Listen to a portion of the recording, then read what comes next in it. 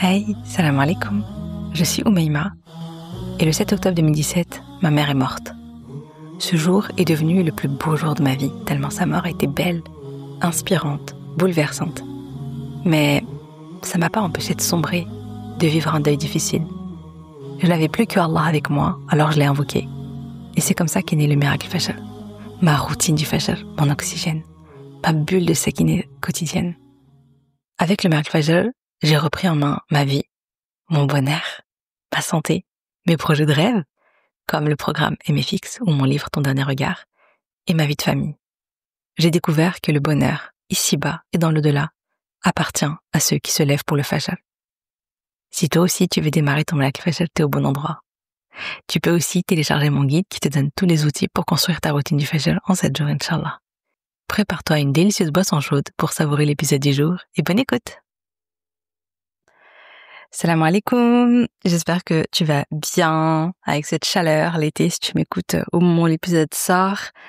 On va continuer notre petite série sur pourquoi je dis petite, notre belle et grande série sur les doigts parce que c'est un sujet qui est essentiel et on va voir aujourd'hui d'ailleurs à quel point il est essentiel.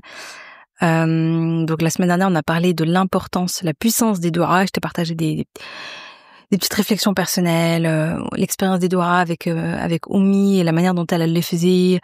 Et bref, je te partageais quelques anecdotes. Si tu l'as pas écouté, franchement, on va l'écouter parce que je pense qu'il en vaut le détour.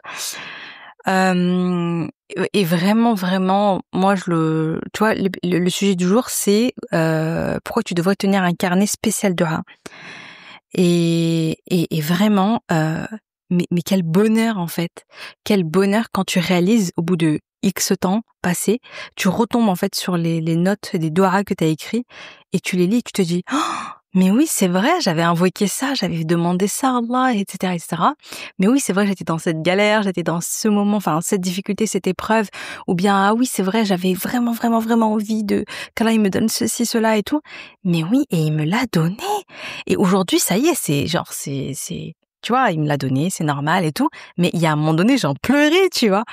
Et quand tu réalises ça, waouh, tu vois, c'est un truc de fou. C'est pour ça que c'est hyper intéressant d'avoir un carnet. Franchement, moi, j'aime trop. Mais je te raconte ça après. Mais ce que je veux dire, c'est que moi, subhanallah, vraiment, ça m'arrive donc je suis déjà retombée en fait sur des doigts de juste il y a quelques années à 2023. En mars 2023, j'avais des doigts très précis sur des points très précis et sur des choses subhanallah et là de voir que Allah il me les a réalisés. Je sais pas comment t'expliquer, mais la sensation que t'as, c'est un truc de fou, c'est un boost de reconnaissance, de tawakkul ala Allah et tout. Et vraiment c'est trop bien quoi. Franchement c'est incroyable. Qu'Allah nous permette de beaucoup l'invoquer. Et d'ailleurs, tu vois, parce que la semaine dernière, j'avais un peu arrêté l'épisode de podcast de manière abrupte. Du coup, je vais reprendre, je vais terminer ce que j'avais pas fini la semaine dernière. La première des choses que je voulais partager, c'était un hadith du prophète sallallahu alayhi wa sallam qui nous dit « L'invocation, c'est l'adoration », rapporté par Tirmidhi, numéro 2969. C'est-à-dire que c'est pas genre l'invocation, c'est une partie de l'adoration, non, en fait, la manière dont tu le dis, c'est comme si l'invocation c'était toute l'adoration. C'est comme si l'invocation c'était l'essentiel de l'adoration. Tu vois, c'est vraiment un point hyper important. Subhanallah, très profond en fait. C'est l'adoration, tu vois, c'est ad-du'a wa al-ibada, tu vois. Et pourquoi c'est tellement important dans notre dîn la doua, tu vois? Pourquoi c'est essentiel? C'est pas juste parce qu'on peut obtenir ce qu'on veut, tu vois. C'est parce qu'en fait, dans le fait d'invoquer Allah, de demander à Allah de faire des douas, eh bien, ça réunit plusieurs fondements de l'adoration, plusieurs piliers de l'adoration. Le premier, qui est l'essentiel, le plus important, c'est le tawhid, c'est le fait qu'on s'adresse à Allah subhanahu wa ta'ala, le seul, l'unique digne d'être adoré. La ilaha illallah, tu vois. Il n'y a nulle divinité digne d'être adorée en dehors d'Allah azza wa jal, le seul et l'unique. C'est lui qui donne, c'est lui qui a les pleins pouvoirs, c'est lui le puissant, c'est lui le sage, c'est vers lui qu'on se tourne, c'est lui le seul qui peut nous donner, tu vois. Et donc en fait, quand tu l'invoques, tu vois, tu te bases là-dessus, quoi. Tu pars sur ça, je peux demander que à Allah azza wa jal, tu vois. C'est le seul Allah azza wa jal. Donc en fait, tu vois, c'est puissant, tu vois. Les du'as, subhanallah, ce qui est trop beau dans les du'as, c'est que c'est un lien direct, tu vois, entre toi et Allah. Tu parles à Allah directement, il t'entend, il te voit, il entend tes mots, il entend même les mots que tu n'oses pas prononcer, il entend même les mots que tu crées en silence dans ton cœur, tu vois. Il lit ce que ton cœur renferme, il lit tes douleurs, il lit tes larmes contenues. Je sais que parfois on se sent seul, moi j'ai des souvenirs de moi, franchement, quand j'y repense des fois, genre après la mort de ma mère, quand j'étais au plus mal, vraiment quand j'étais au plus mal, mon mari rentrait dans la mosquée, il rentrait de la mosquée, il rentrait à la maison et il me trouvait parfois dans le noir, dans la cuisine, je sais pas pourquoi, mais voilà, dans le noir, dans la cuisine, assise par terre sur le carrelage, en train de pleurer et d'invoquer Allah, tu vois. Genre, vraiment, j'avais une période où c'était très très très douloureux, j'étais vraiment au plus mal et en fait, c'est des moments où je me sentais extrêmement seule et finalement, le seul en fait, comment dire, il y a qu'avec Allah que je me sentais comprise. Je me disais, il y a qu'Allah qui comprend, il y a qu'Allah qui ressent ma douleur, il y a qu'Allah qui sait ce que je vis, il y a qu'Allah qui peut m'aider à aller mieux, il y a que Allah, tu vois. Donc je me tournais vers Allah, je faisais des doigts et ça me mettait du baume au cœur. C'était la seule chose qui m'aidait, parce qu'en fait le deuil, ce qui est dur, c'est que voilà, hein, tu te casses une jambe, bon bah tu prends du Doliprane, tu prends des machins, tu vois, il y a des trucs qui vont te soulager un peu ta douleur, etc. Mais en fait, quand t'as mal au cœur, tu veux faire quoi, tu vois? Et en fait, c'était que en se tournant vers Allah que j'allais mieux, et je me sentais, ça me soulageait, ça me libérait, je me sentais comprise, et je me disais, je suis en train de parler au Créateur des cieux et de la terre. Je suis en train de parler au seul qui peut vraiment m'aider à me sortir de là, à me sortir de ma douleur, à apaiser mes souffrances, et qui peut m'aider à me réunir avec Oumi, tu vois, qu'Allah nous réunisse au Firdaus. Donc en fait, tu vois, tu vois, c'était la seule chose en fait qui me soulageait, même quand j'étais au plus bas, tu vois, et que je me sentais vraiment incomprise, quoi, par personne, même pas par mon mari. Enfin, en plus, quand on souffre beaucoup, on est vraiment dans une certaine solitude. On se rend pas forcément compte que, moi, en tout cas, à l'époque, je me rendais pas compte que je pouvais peut-être, voilà, parler à une amie, etc. Je sais pas, ça me venait pas. Et finalement, je me dis c'est pas plus mal parce que je me suis d'abord et avant tout tournée vers Allah Azza wa Jal. Et c'est quand même, et c'est une bonne chose en fait. C'est l'avantage quelque part des épreuves, c'est que ça nous rappelle quand, comment dire, que on a besoin que d'Allah, et que en fait on n'est pas vraiment seul, et que Allah subhanahu wa ta'ala peut nous aider. Et après Allah subhanahu wa ta'ala il nous ramène ce qui est beau, c'est que en fait quand tu te tournes vers Allah, après Allah il te ramène ce dont tu as besoin. Les personnes dont tu as besoin, il te les ramène. Les paroles dont tu as besoin, il te les fait entendre par X ou Y moyen.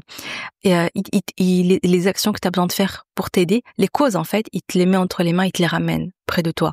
Moi, c'est vraiment ce que j'ai constaté, parce qu'en fait, c'est à partir de ce deuil difficile et de mes doigts pour aller mieux, parce que vraiment, il y a eu une époque où je souriais pas, j'étais éteinte vraiment. Et j'ai fait beaucoup de doigts. Je ressentais plus de plaisir, je faisais plus rien qui me faisait du bien. Vraiment, j'avais l'impression, j'étais un peu en mode zombie. Je le montrais pas aux autres, enfin, j'essayais de pas le montrer, même si ça se voyait. J'étais éteinte de l'intérieur, je pétillais plus, je souriais plus. J'étais dans la tristesse, en fait, dans le deuil, dans la dépression. Enfin, je sais pas ce que je vivais, mais voilà. Et en fait, j'ai juste fait des doigts. Et subhanallah, Allah subhanahu wa ta'ala, il m'a poussé vers ce qui m'a aidé à aller mieux. Il m'a mis les causes. Me lever au fajr, et faire mes adkar, et faire mes invocations du matin, et faire beaucoup de dhikr, et beaucoup d'istighfar, et beaucoup de la ilaha illallah, etc. Et puis suivi, Allah il a fait en sorte que je me mette à l'écriture, à écrire au fajr, etc. Et en fait, j'ai mis en place des petites choses, des étirements. En fait, c'était des petites choses qui petit à petit m'ont aidé, en fait. Bon, il y a des grandes choses, les doha, les adkar, etc. C'était des choses qui tout de suite me soulageaient et m'apportaient de la sakina dans mon cœur et du nour, etc. Ça me faisait du bien. Et ensuite, petit à petit, Allah comment dire, il m'a mis certaines causes, en fait. Voilà, c'est là où j'ai découvert l'écriture thérapie. C'est là où j'ai aussi voulu être utile à la Ummah. Et ça fait partie, hein, de mon... J'ai l'impression que tout ça, c'était une réponse à mes doigts quelque part. Le Miracle Fajr, le MFX, etc. C'était, j'avais besoin, en fait, en fait, une manière, d'ailleurs, bon, je fais une petite parenthèse, mais une manière d'aller bien, d'aller mieux, c'est d'aider les autres. Et ça, c'est un truc, parce que j'ai commencé à aller bien en pratiquant moi le miracle Fajr. Clairement, ça a été vraiment le premier step, le premier pas. Ça m'a beaucoup apporté, subhanallah. Ma bouffée d'oxygène, c'était une manière de commencer la journée dans la sekina. J'oublierai jamais ces moments, subhanallah. C'était des moments incroyables dans mon balcon. Mes adkar, ma petite séance d'écriture avec mon café, où j'écrivais alhamdoulilah pour ceci, pour cela. Vraiment, c'est des moments précieux qui m'ont beaucoup aidé. Et après, subhanallah, Rabbi m'a donné une mission en fait entre les mains. C'est au moment où je réalise qu'en fait, je peux aider d'autres femmes à retrouver la sékina, à être plus sereines, plus épanouies dans leur vie, plus accomplies, etc.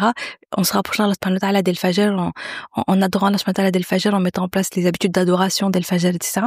Et je me dis, ok, je vais aider les autres. Et là, donc, il y a le podcast, il y a les livres de sérénité, il y a plein de petites choses qui se mettent en place et tout. Et en fait, en aidant les autres, alors là, j'ai vraiment, je sais pas comment expliquer, mais ça m'a vraiment aidé à aller profondément mieux et à guérir en fait de ma dépression, de ce que je vivais, etc. Et donc voilà, grosse parenthèse. Pour en revenir à ce que je disais sur l'importance des doigts. Donc les doigts, donc oui, donc c'est précieux parce que c'est un lien direct entre nous et Allah subhanahu wa ta'ala. Et donc les doigts, c'est basé sur pourquoi ça fait partie en fait de l'adoration et ça s'appuie donc sur certains piliers. Et donc parmi les piliers, il y a le tawakkul ala Allah. Quand tu invoques Allah, ça veut dire que tu lui fais totalement confiance. Tu places ta confiance uniquement en lui, en Allah. Tu fais des doigts avec ton cœur. Ton cœur, il a la certitude en Allah, il a la confiance en Allah, il lâche prise. Il dit OK, là j'ai remis mes problèmes entre les mains d'Allah. C'est comme mon mal-être. Je me rappelle qu'à l'époque, je voulais voir une psy, etc. Ça s'est pas fait. Mais en fait, franchement, avec du recul, même si j'ai absolument rien contre, et d'ailleurs j'ai fait une thérapie quelques années plus tard, l'année dernière j'ai fait une thérapie quand j'étais enceinte, j'en parlerai, il y a pas de problème, j'ai prévu de faire un épisode de podcast là-dessus parce que c'était super bien, mais ce que je veux dire, c'est que c'était une cause, et c'est une cause qui, pour moi, il y a absolument rien de mal à avoir une psy, etc. quand on va pas bien, au contraire. Mais je pense que dans les doigts que je faisais, et déjà à l'époque, je faisais des doigts, ya Allah, permets-moi, faire en sorte que cette épreuve me permette d'accomplir des grandes choses, de belles choses que j'aurais pas pu accomplir sans mon épreuve, sans avoir perdu ma mère. Ya Allah, faire en sorte que je sois utile à la Ummah. Ya Allah, tu sais, je faisais des doigts aussi comme ça. Je faisais à la fois des doigts de ya Allah, aide-moi à aller mieux, à retrouver le sourire, à être sereine, à être plus épanouie, à être heureuse en fait à nouveau, parce que je me sentais pas heureuse. Et en même temps, je disais, Allah, cette souffrance que je ressens, faire en sorte qu'elle soit utile à la Ummah, en fait. Je voulais pas avoir vécu tout ça pour rien, quoi. Et donc, ce qui s'est passé, c'est qu'en fait, Allah subhanahu wa ta'ala, j'ai remis mon problème de je suis malheureuse, je suis pas bien, je sais pas quoi, enfin, vraiment, j'étais vraiment pas bien, quoi. Je mets toute ma douleur entre les mains d'Allah, et j'ai confiance en Allah, je me dis, Allah, il va m'aider. D'une manière ou d'une autre, Allah, il va m'aider. Maintenant, je lâche prise, et après, Allah subhanahu wa ta'ala, il me met tu vois, il me trace un certain chemin, il me met entre mes mains certaines opportunités, certaines personnes, certaines choses. Tu sais, les choses, elles se mettent en place petit à petit, en fait. Et ça me mène là où je suis quelques années plus tard, subhanallah. Et vraiment, je suis hyper reconnaissante. Mais j'ai l'impression que le fait d'avoir fait confiance à Allah en me disant, OK, là, je suis juste plus bac terre, je suis vraiment juste malheureuse, etc. Mais j'invoque Allah pour aller mieux. Et je lui fais confiance. Je sais pas. En fait, quand j'ai invoqué à ce moment-là, je savais pas que j'allais écrire mon livre, je savais pas que j'allais lancer un podcast, je savais pas que j'allais avoir cette routine du Fajr, je savais pas que j'allais écrire, tenir je ne sais combien de carnets aujourd'hui, je vais en avoir, je sais pas, 8, 9, 10, je sais pas combien j'ai de carnets, j'en ai plein maintenant. Je savais pas en fait qu'allait se passer tout ça. Et donc en fait, je fais confiance en Allah sans savoir où ça va mener. Mais juste, je fais tawakkul ala Allah. Juste, je me dis, OK, je mets tous mes problèmes entre les mains d'Allah. Et je m'en fous du comment je vais faire pour aller mieux, comment. J'ai la certitude que les choses vont aller bien. Ça va se passer. Ça va aller, bénillah. Et c'est un truc de fou. Et ça, c'est tout le temps. Là, je vous ai parlé un peu de ça, côté livre, nanana. Mais au-delà de ça, moi, je le vois bien. D'ailleurs, par rapport à la thérapie que je disais tout à l'heure, j'ai fait une doha quand j'étais en Umrah. Un truc de fou. Je peux pas le dire parce que c'est trop perso.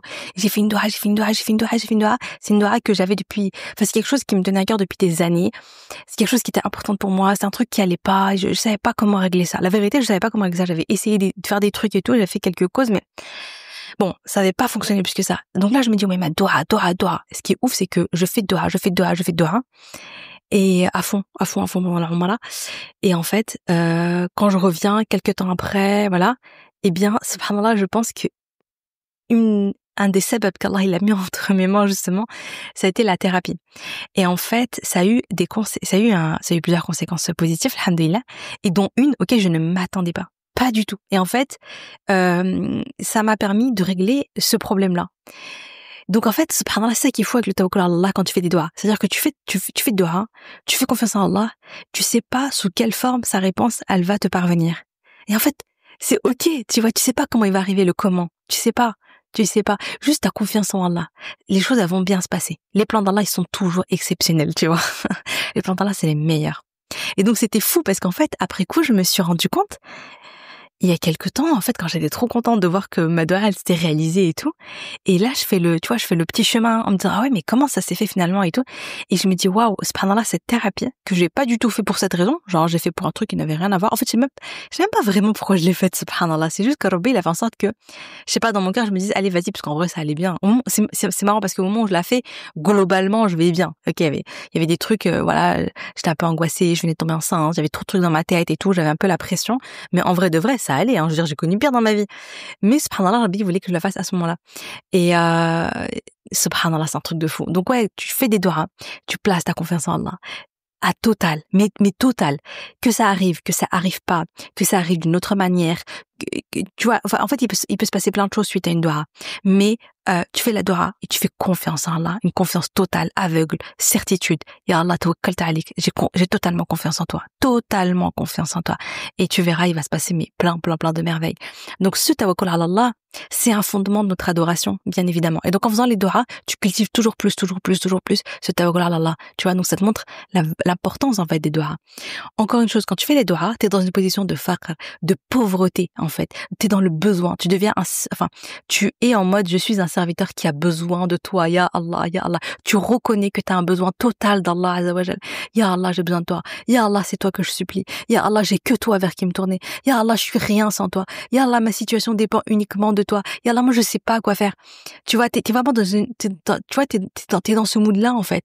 Tu lèves les mains et tu dis ya Allah, mais ya Allah, je n'ai que toi, ya Rab, je n'ai que toi à qui demander. Il y a que toi qui peux changer les choses. Il y a que toi qui peux changer les cœurs. Il y a que toi qui peux me soutenir, qui peut m'aider, qui peut me faciliter, qui peut ceci, qui peut cela, ya Allah, qui peut me soulager et tout. Ya Allah, je n'ai que toi en fait. Vraiment, je n'ai que toi. Et c'est ça en fait la puissance des doigts. C'est que tu reconnais aussi, tu te mets dans cette position où tu lèves les mains, tu as les mains, tu vois, tu lèves les mains et t'es dans le besoin, t'es dans la pauvreté, tu es le serviteur qui a besoin de son créateur. Tu vois, t'as besoin de ton créateur. T'as besoin du créateur des cieux et de la terre. T'as besoin d'Allah Azza wa Jal. C'est lui qui te permet de vivre, c'est lui qui te permet de respirer, c'est lui qui te permet d'avancer, c'est lui qui te permet de prier, c'est lui qui te permet de l'adorer, c'est lui qui te donne, c'est lui qui te donne à manger, c'est lui qui te donne un mari, le travail, tes enfants, la bonne santé, c'est lui qui te guérit quand t'es malade, c'est lui qui te donne l'énergie quand t'es fatigué, c'est lui qui te soutient, c'est lui qui te permet absolument tout, en fait. On n'est rien sans Allah, on est tous pauvres sans Allah, on est tous nuls sans Allah. On est tous assoiffés sans Allah, on a besoin d'Allah à chaque instant de notre existence. Et les doigts, en fait, ça permet de, voilà, vraiment de dire, ya Allah, j'ai besoin de toi. Et Allah, il aime ça, tu vois. Donc, demande. Autant les gens, tu vas vite les saouler à leur demander des choses. Tu vas demander une fois, deux fois, trois fois, c'est bon, les gens, ils vont dire, allez, c'est bon, tu m'as saoulé. Autant Allah, plus tu lui demandes, plus il est ravi, en fait. Tu vois, et plus il te donne, et plus il te récompense, et plus tu en ressors extrêmement gagnante, subhanallah. Voire même pire, celui qui ne fait pas des doigts, Allah il se met en colère contre lui. Est-ce que tu savais ça? Et je vais te citer un hadith d'après Abu Huraira radiallahu anhu, le prophète sallallahu alayhi wa sallam a dit, certes, celui qui ne demande pas à Allah, Allah se met en colère contre lui. Rapporté par Tirmidhi dans ses sunan numéro 3373. Celui qui ne demande pas à Allah, Allah il se met en colère contre lui. Pourquoi tu demandes pas à Allah, en fait? Tu crois que t'as pas besoin d'Allah? Tu crois que tu vas demander aux autres? Tu crois que c'est les autres qui vont te donner? Les autres, c'est qui des causes. C'est Allah. C'est Allah que tu dois demander. C'est Allah qui te donne. C'est Allah qui permet. Les autres, ils sont impuissants. Le puissant, c'est Allah. Même le roi de je sais pas quel pays, même le président de la République, même je sais pas quoi, ils peuvent rien faire pour toi, en fait. C'est Allah qui permet. Tu vois? Donc, c'est vers lui qu'on doit se tourner. Et ensuite, quand tu fais de doha, t'es en pleine soumission. Tu acceptes la volonté d'Allah. Tu fais des doha. Tu sais, ces trucs où quand tu fais de doha, tu mets tes soucis, tes rêves, tes projets, ce que tu veux pour la dunya et pour la akhira entre les mains d'Allah. Et après, tu te soumets à sa décision. Tu acceptes sa volonté, tu acceptes ce qu'il veut. Tu te dis, ok, maintenant, je lui ai demandé ce que je veux moi, mais les plans d'Allah, c'est les meilleurs. Les plans d'Allah, c'est les meilleurs. Il sait mieux que moi ce qui est bon pour moi. Et ça, on va en parler, en fait, je crois que c'est le prochain épisode, le jour où je vais parler de pourquoi Allah il retarde certains Pourquoi Allah subhanahu wa ta'ala il retarde certaines doigts, tu vois, parce que ça aussi il faut le comprendre. C'est-à-dire que Allah subhanahu wa ta'ala il est sage. Allah subhanahu wa ta'ala il a toute la map de ta vie, hein, il a toute la carte de ta vie, avant que tu naisses, après que tu sois né, jusqu'au moment de ta mort, il sait tout ce qui se passe en fait. Donc c'est lui qui peut le mieux choisir pour toi. D'ailleurs moi je l'ai vraiment ressenti quand je me suis mariée, alhamdoulilah, j'ai quand même eu cette lucidité. Après, c'est avec mes parents aussi et tout, qui m'ont beaucoup parlé, et vraiment de me dire, voilà, c'est Allah subhanahu wa ta'ala qui sait, etc., qui me faisait des rappels. Mais c'est vrai que le mariage, j'avais compris qu'en fait, je pouvais pas choisir moi, mon mari, genre juste moi. Dans le sens où, en fait, je ne sais pas à quoi va ressembler ma vie dans 10 ans. À qui est-ce que je vais être dans 10 ans. Mais Allah, il sait. Je ne sais pas de quoi je vais avoir besoin. Je ne sais pas de quoi je vais avoir besoin, je ne sais pas quelles seront mes épreuves, je ne sais pas ce qui va se passer en fait. Aujourd'hui, ce que je voulais partager avec toi, c'est que moi je tiens donc des carnets depuis maintenant, alhamdoulilah, des années. Tu vois, depuis à peu près 2017-2018, j'ai commencé. À ce moment où j'ai commencé, donc j'ai découvert l'écriture, j'ai commencé à écrire au Fajr. Et ça a été incroyable. C'est un sabab vraiment qu'Allah il a placé entre mes mains pour m'aider à aller mieux, pour me relever après la mort d'Oumi, comme je le disais juste avant. Et en fait, il y a un truc que je fais pas souvent, mais que je fais de temps en temps, c'est relire mes notes. Et là, quand je relis mes notes, c'est un truc de fou.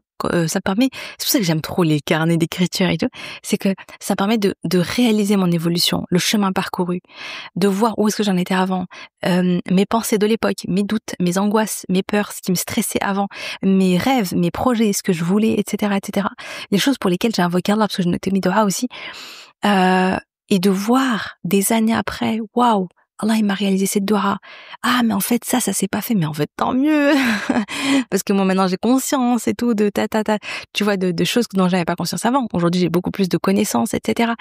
En fait, et ça, avoir ça, c'est extrêmement, extrêmement précieux. Est-ce que toi, tu te souviens de tes douas de quand t'étais ado? Est-ce que tu te souviens de tes douas quand t'étais étudiante et que tu voulais réussir tes examens? Voilà. Est-ce que tu te souviens de tes douas quand t'étais célibataire et que tu voulais te marier? Là, quand tu étais une jeune femme et que tu voulais un travail, quand tu étais une jeune épouse et que tu voulais peut-être devenir maman, et que tu galérais, quand tu étais peut-être éprouvée, tu voulais qu'Allah te soulage, quand tu étais malade, et que tu voulais qu'Allah te guérisse, quand tu étais en galère financièrement et que tu voulais qu'Allah te stabilise ta situation, quand tu supplies Allah de t'aider en larmes, le cœur en miettes, est-ce que tu te rappelles de ça? Comment t'étais dans le besoin, comment t'étais angoissée, comment t'avais peur, comment tu voulais qu'Allah t'aide. Est-ce que tu te souviens quand tu voulais réaliser un projet qui te tenait à cœur, mais que tu t'y arrivais pas, quand t'avais un problème avec quelqu'un et tu voulais qu'Allah t'aide à le résoudre.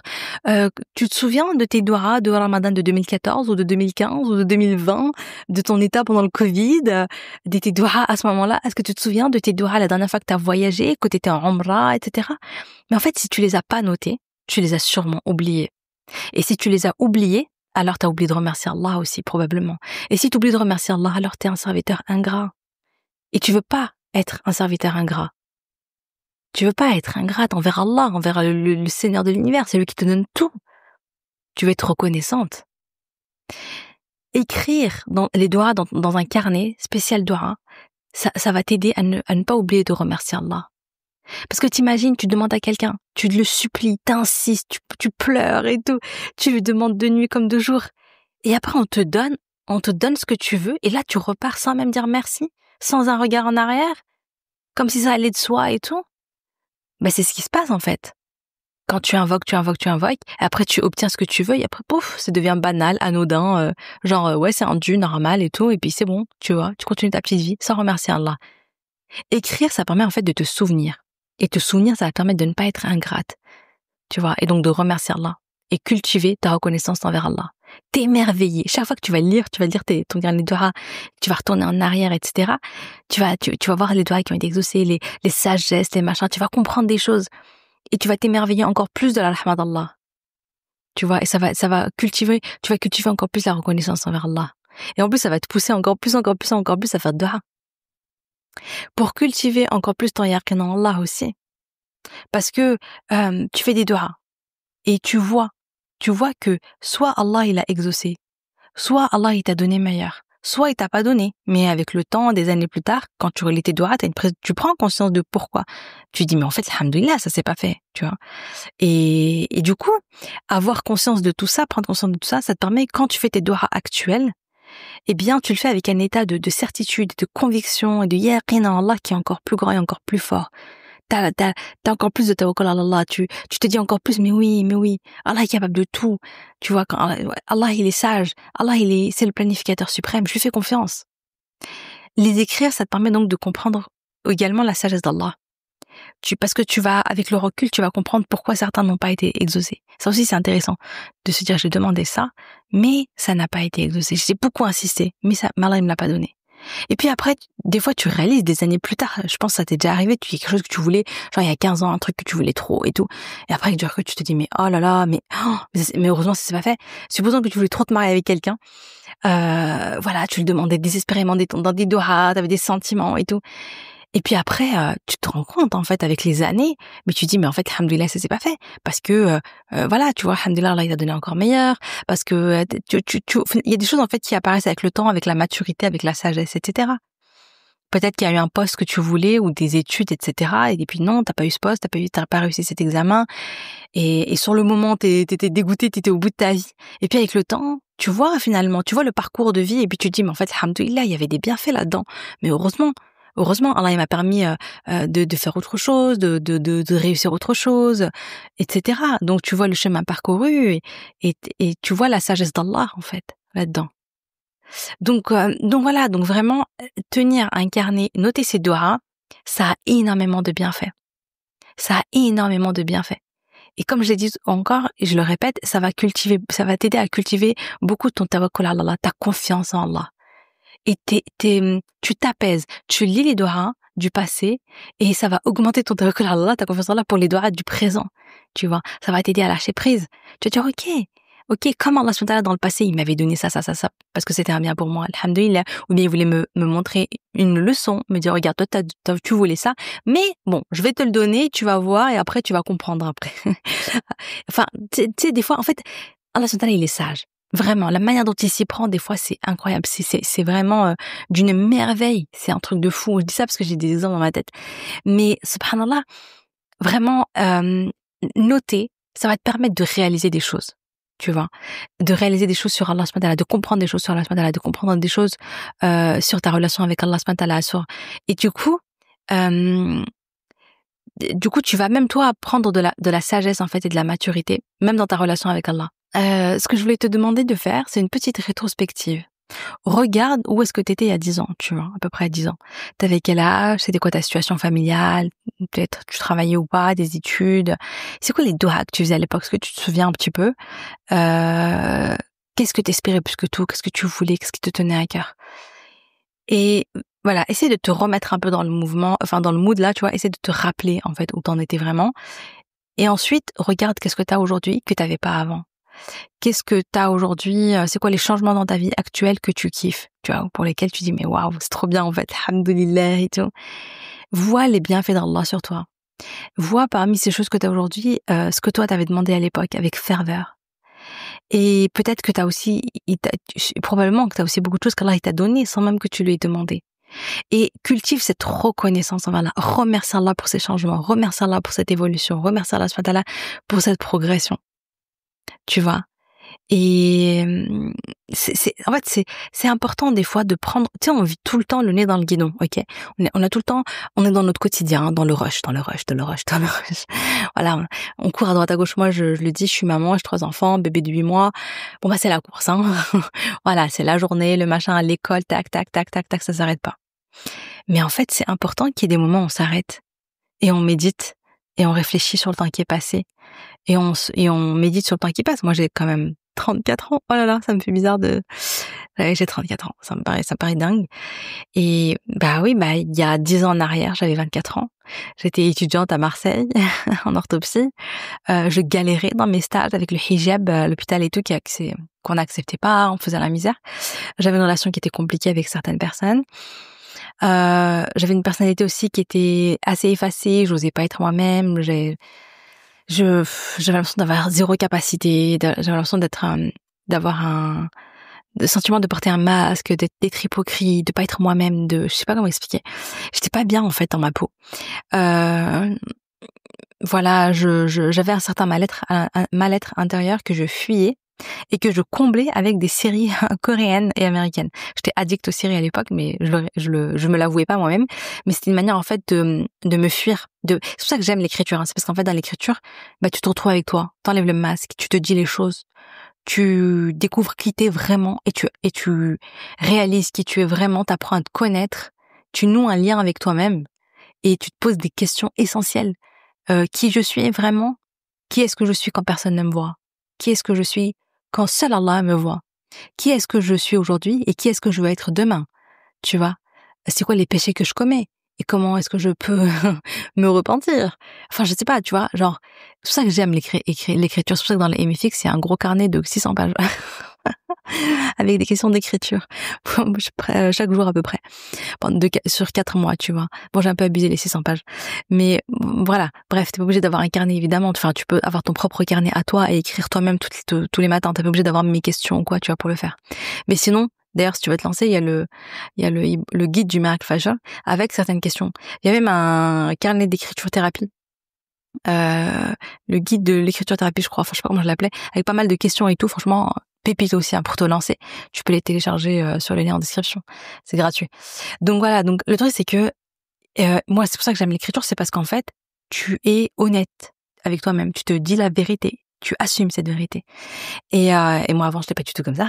Je me fuyais, je voulais surtout pas creuser en profondeur chez moi, tu vois. Non. Tout le temps avec mes copines, tout le temps au téléphone, tout le temps à droite, à gauche, tout le temps les films, les machins, les bidules, pour ne pas voir qui je suis vraiment. Et donc voilà, donc finalement, le fait d'écrire, de noter tes doigts, de noter aussi peut-être les contextes de tes doigts, tu peux faire ça de temps en temps, pourquoi est-ce qu'en fait tu fais ces invocations, eh bien, ça te permet donc, c'est un carnet que tu gardes précieusement, mois après mois, année après année. Eh bien, avoir ça te permet de voir donc ton évolution. Donc moi, quand je vois où j'en étais il y a 10 ans et quand je vois aujourd'hui, alhamdoulilah, tu vois, je vois qu'aujourd'hui, oui, à l'époque, j'avais pas de routine fajr, mes adorations, c'était suivant mon humeur et l'état de ma foi, hein, bien sûr. J'avais pas d'habitude stable et ancrée. Quand j'ai la foi haute, je vais lire beaucoup de Coran, je vais faire beaucoup d'adhkar, je vais faire beaucoup de ceci, beaucoup de cela. Quand ma foi, elle baisse, j'arrête tout, quoi, tu vois. Et c'était tout le temps comme ça, c'était l'effet yo-yo, tu vois. Il y en a, ils font le yo-yo avec l'alimentation, les machins et tout ça. Moi, c'est les yo-yo avec les adorations. C'était abusé. Et alors qu'aujourd'hui, je vois bien que c'est quelque chose, alhamdoulilah, en 10 ans, il s'est passé tellement de choses. Il s'est passé des épreuves, il s'est passé des bienfaits d'Allah. Et d'ailleurs, même dans les épreuves, j'ai découvert qu'en fait, c'était des bienfaits.